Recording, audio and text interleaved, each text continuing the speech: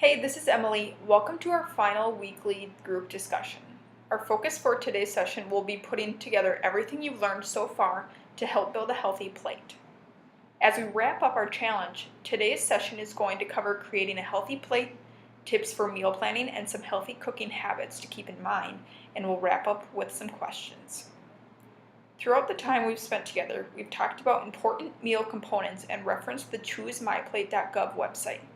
This site is an effective tool for meal planning and balance. It uses a familiar plate icon to help you take all of those guidelines and recommendations and use them to plan nutritious meals for yourself and your family. MyPlate recommends filling about 1/4 of your plate with grains, 1/4 with protein, and half of your plate with fruits and vegetables. Then enjoy a serving of milk or dairy on the side. Did you try using the United States Department of Agriculture Super Tracker as a tracking tool in the first weeks of our program? Just a reminder, you can also use it to help you determine how many servings to have from each food group as you build your meals each day. Now let's talk a bit more about meal planning and some simple tips to help get you started. Healthy eating begins when you have the right foods on hand to prepare nutritious meals and snacks. Creating a plan will help you get there. Never created a plan before? That's okay, it can be very simple. Many people find that they have similar go-to options for certain meals, but dinner is where they need to plan more. So you could start small by focusing on planning just one meal each day, or by planning just a couple days at first. The first step is to begin by brainstorming possible meal options. If you have family members who enjoy meals with you, get them involved so you don't have to plan on your own. If you're like most people, chances are you have a few favorite go-to meals. If that's the case, meal planning might be even easier. Keep a list of those favorite meals and add to it each time you try something new. This can make future brainstorming faster and easier. Take your list of options and begin to create a meal plan. If you have ingredients on hand in the fridge or freezer that need to be used up, consider working them into your meal plan. Don't forget to plan around special events or activities. For example, if you know that your kids have after-school activities on a particular night of the week, you might choose an option that can be prepared quickly for that night and save other meals that take longer to prepare for different days of the week. Make a list of the ingredients you need for your meal plan that you will pick up when grocery shopping. Remember to check your cabinets, fridge, and freezer first for any items you might already have on hand. Remember to include basic needs for nutritious snacks too. Lastly, shop. When you go, try to stick to your list as much as possible. This can help you save money by avoiding impulse purchases. Allow plenty of time for reading labels to help you make the best choices. You may also want to go shopping after you've had a meal or snack. If you go grocery shopping on an empty stomach, resisting tempting foods and aromas may be more difficult, possibly leading you to spend more or buy things you don't really need. Once you get home and are ready to start cooking, keep these healthy cooking methods in mind. First, microwaving. This cooks food by exciting the atoms inside. This often allows for the shortest cooking times, although can sometimes dry food out. Usually there is no need for extra oils and or water. You can microwave nearly anything. Next, boiling. This is quick, easy, and needs nothing but water and a touch of salt in moderation. High temperatures and the large volume of water may cause some foods to lose water-soluble vitamins and minerals into the cooking water. Next is steaming. This allows food to cook in its own juices and retain a lot of the natural flavor. No need to add fats or oils. Poaching is similar to boiling but with less water, and it may take a bit longer. Broiling is cooking food under high, direct heat for a short period of time. This is a great way to cook tender cuts of meat but can dry out veggies. Grilling, the maximum nutrition without sacrificing flavor, requires minimal added fats and imparts a smoky flavor while keeping meats and veggies juicy and tender. Lastly is stir frying. This requires some oil in the pan but only a moderate amount.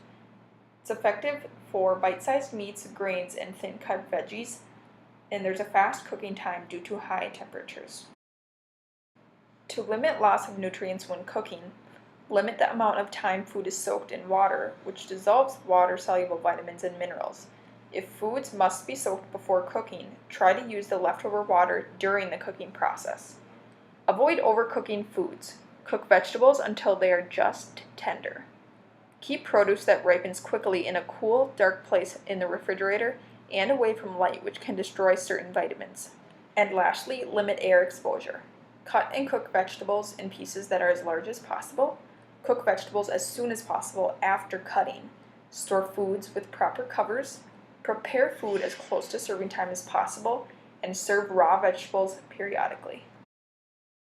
We talked a bit about meal planning and cooking methods, so now let's shift our focus slightly to healthy snacking. There are several different snacking styles. Which one fits you?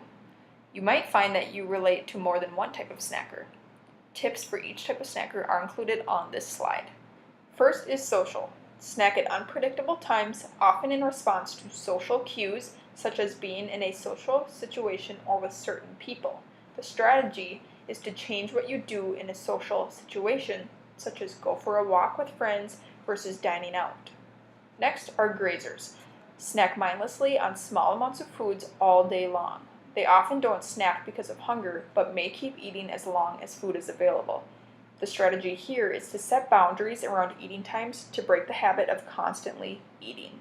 Next is emotional. Snack in response to emotions such as excitement, sadness, boredom, depression, or frustration. Snacks may be used to fill an emotional need or ease an uncomfortable emotion. The strategy is to identify moods or emotions that drive you to the fridge, pantry, or vending machine and look for other strategies to help manage them. Next is reactive. Snack when there are foods available that will satisfy a craving or a desire. A reactive snacker might eat an entire bag of chips if they are around, or have nothing at all if they're not.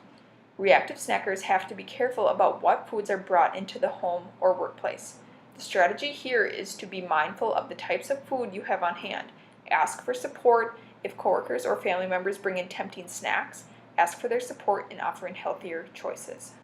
Next is activity. Snack in response to doing certain activities such as watching TV, reading a magazine, or paying bills. Hunger doesn't play a role. The strategy is to work to break the association between the activity and snacking. Lastly is none. Do not eat between meals. This style may work for some or may lead to overeating at meal times for others. The strategy is to have light snack periodically if needed to control hunger between meals. On this slide, you will see a variety of healthy snack ideas. Some additional ideas include 3 cups of air-popped popcorn drizzled with olive oil and sprinkled with sea salt, 6 to 8 pieces of Melba toast with 1 ounce of reduced fat cheese, a handful of trail mix made with dried fruits and nuts, a 1/4 cup nuts with a whole piece of fruit, and 1 cup of fresh berries with 1 cup of non-fat milk. Here are a few tips that can help you create a lifetime of healthy eating habits.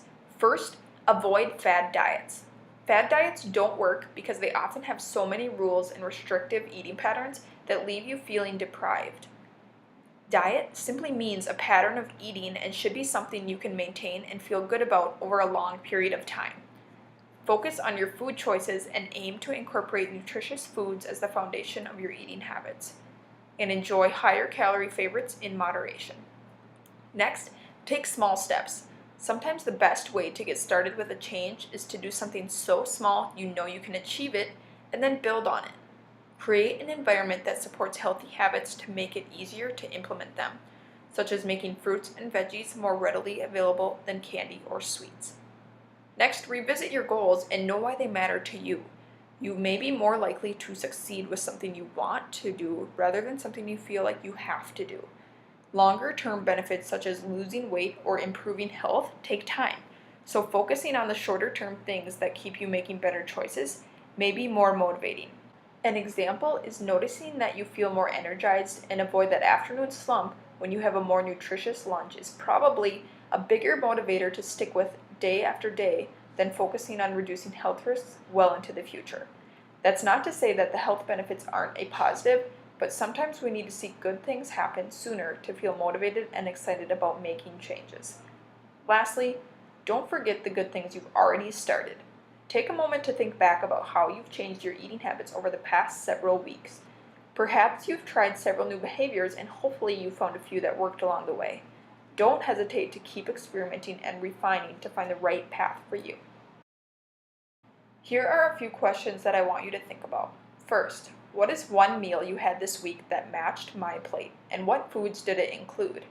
Second, what have you changed during this challenge that you plan to maintain going forward? We hope you find this information will help you achieve your healthy eating goals. Please don't hesitate to reach out to us this week if you have questions, comments, or more information.